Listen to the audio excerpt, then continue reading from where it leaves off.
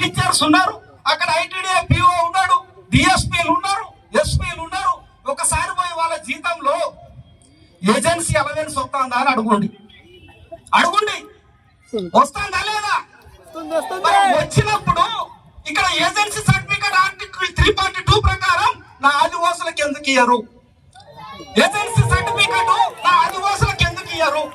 Agency బతుకున్నదన్నప్పుడు, agency జీతం తీసుకున్నప్పుడు మరి ఏజెన్సీ నోటిఫికేషన్లు కూడా ఇవ్వాలి కదా, ఏజెన్సీ డిఎస్సీ ఇవ్వాలి కదా, ఏజెన్సీ ఉద్యోగాలు కూడా ఇవ్వాలి కదా.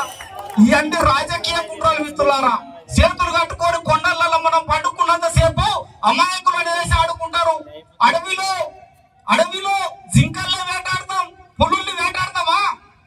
నువ్వు జింకల్లాగా ఉన్నావు కాబట్టి రాజకీయ డ్రామాలు. ఒకసారి పులిలాగా మారుండి ఎట్లుండదో, వేట సంగతి ఎట్లుండదో, ఆ పులిలాగా మారుమని చెప్పేదే మన జాకు నుంచి అరణ్య గర్జన సభ. చాలా సిస్టమేటిక్ గా సుప్రీంకోర్టు జడ్జిమెంట్ నేను కూడా చదివిన.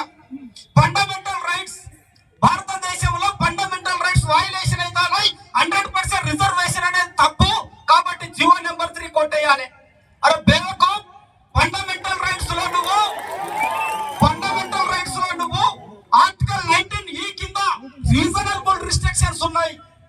రీజనబుల్ రిస్ట్రిక్షన్ కొన్ని ప్రత్యేక పరిమితులు ఉన్నాయి. భారతదేశంలో సాధారణ పౌరుడు ఎక్కడికైనా సంచరించవచ్చు భారతదేశంలో. కానీ కాశ్మీర్ లో 370D ఆర్టికల్ ఉన్న దగ్గర, 5వ షెడ్యూల్ ఉన్న దగ్గర, 6వ షెడ్యూల్ ఉన్న దగ్గర సామాన్య మానవుడు అనేటువంటి వాళ్ళకి రావద్దురా బిడ్డ అని రాసి ఉన్నది. ఈ ప్రభుత్వానికి తెలియలేక, కౌంటర్ పిటిషన్ దాఖలు చేయక, సుప్రీంకోర్టు ఎక్కడో మనకు తెలియక రాజకీయ కుట్రతో కొట్టుడు పోయిందే ఇవాళ జీవో నెంబర్ 3 అనేది గుర్తుపెట్టుకోవాల్సిన అవసరం ఉన్నది.